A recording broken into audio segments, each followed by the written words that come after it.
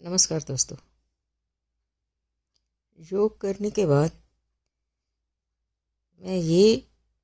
बातें ज़रूर बोलती हूँ मन में,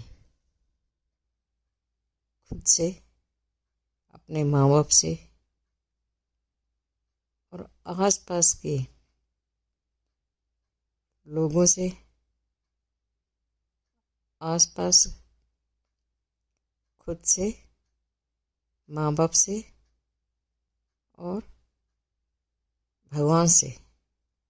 यानी अपने आत्मा से। आत्मा सो परमात्मा, और जो भगवान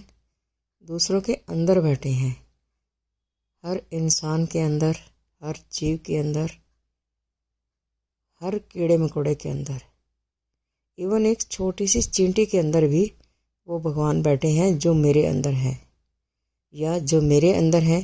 वो हर जीव जंतु में, हर इंसान में, हर कीड़े मकोड़े में और हर छोटी से छोटी चींटी में बैठे हैं। इसलिए योग करने के बाद ये सब बातें मैं खुद से, अपने माता पिता से, अपने भगवान से, यानी अपने आत्मा से और आसपास की सब आत्माओं से, जिनमें भी जान है, इवन जिनमें जान नहीं भी है, उनके प्रति भी मैं अपनी गलती ज़रूर रियलाइज़ करती हूँ। सुबह अपने योग करने के बाद मुझे 8-10 या 15-20 मिनट लगते हैं ये सब करने में। वैसे 7 मिनट में हो जाता है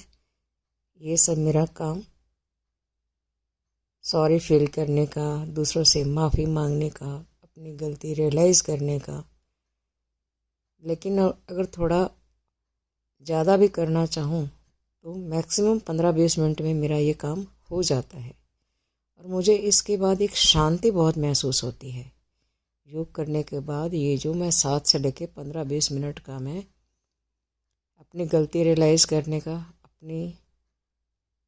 सॉरी बोलने का सबको, और खुद को भी, अपनी आत्मा को भी, ये सब निपटाने के बाद मुझे बहुत शांति मिलती है, बहुत शांति मिलती है, जो कम से कम 7 मिनट में और ज़्यादा से ज़्यादा 15 मिनट में निबट जाता है।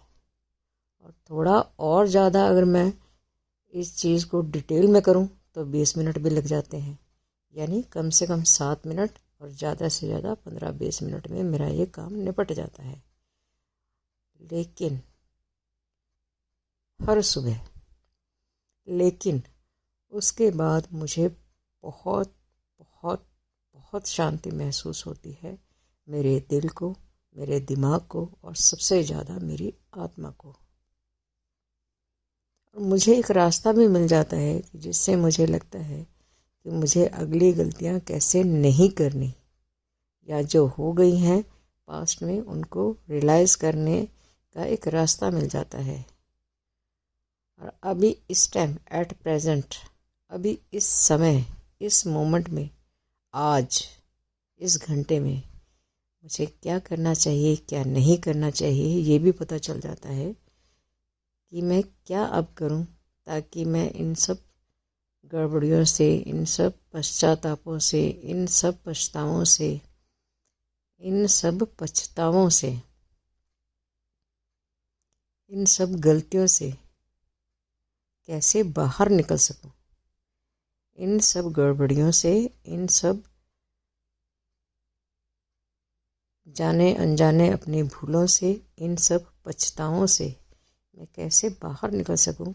इन सब का मुझे एक रास्ता मिल जाता है। और वो रास्ता मुझे इतनी शांति देता है, इतनी शांति देता है, इतनी शांति देता है कि वो शांति मैं आपको बता ही नहीं सकती। वो जब तक आप खुद ना करें, जब तक उस चीज़ को आप खुद ना पाओ, जब तक आप उस चीज़ को खुद ना रियलाइज़ करो, जब तक आप उस चीज़ को खुद ना रियलाइज़ करो, तब तक आपको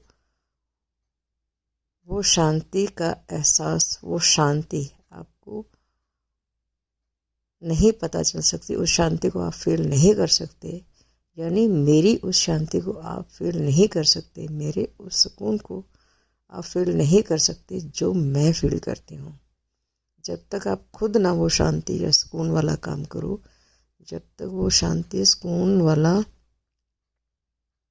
ये रास्ते पे जाने का खुद ना फील करो, तब तक वो आपको मेरे उस सुकून शांति से, मेरे उस शांति सुकून को फील करने का आप नहीं महसूस कर सकते जब तक आप वो खुद ना महसूस करो। तो इसलिए ये रास्ते पे खुद जाना बहुत बहुत बहुत ज़रूरी है, तभी आप वो शांति और सुकून फील कर सकोगे, अदरवाइज़ नहीं कर सकोगे। मैं जानती हूँ मेरे माँ बाप इस दुनिया में अब नहीं हैं और मैं एक्सेप्ट भी कर चुकी हूँ, पर फिर भी मुझे लगता है अगर ये बात कहते हैं कि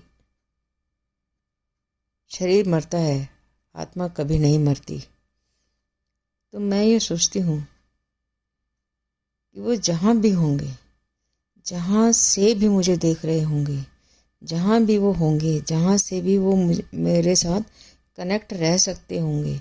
या मैं उनके साथ जितना भी कनेक्ट रह सकती होंगी, ना कनेक्ट रहते हुए भी, क्योंकि हम इस दुनिया में हैं, अब वो दूसरी दुनिया में हैं, तो मैं ये समझ सकती हूँ जो मुझे लगता है कि वो जहाँ भी होंगे वो मेरे लिए कुछ ना कुछ अच्छा ही सोच रहे होंगे। और मैं भी आज हमेशा से उनके लिए अच्छा ही सोचती हूँ, आज भी अच्छा सोचती हूँ और हमेशा अच्छा ही सोचती रहूँगी। मुझे मालूम है वो इस दुनिया में नहीं है, लेकिन उनकी आत्मा से मेरी आत्मा का कनेक्शन, या मेरी आत्मा से उनकी आत्मा का कनेक्शन हमेशा रहेगा। इवन मैं तो ये भी चाहती हूँ कि अगली बार जब भी मेरा नेक्स्ट जन्म हो, जब भी उनका नेक्स्ट जन्म हो, मेरे जन्म के बाद जो भी उनका नेक्स्ट जन्म हो, अभी तो खैर उनका नेक्स्ट जन्म हो चुका होगा क्योंकि उनको काफ़ी सालों हो गए हैं ख़त्म होके, क्योंकि हमारे में माना जाता है कि आत्मा शरीर बदलती है, आत्मा कभी मरती नहीं, आत्मा कभी ख़त्म नहीं होती, वो आदि अनंत से है,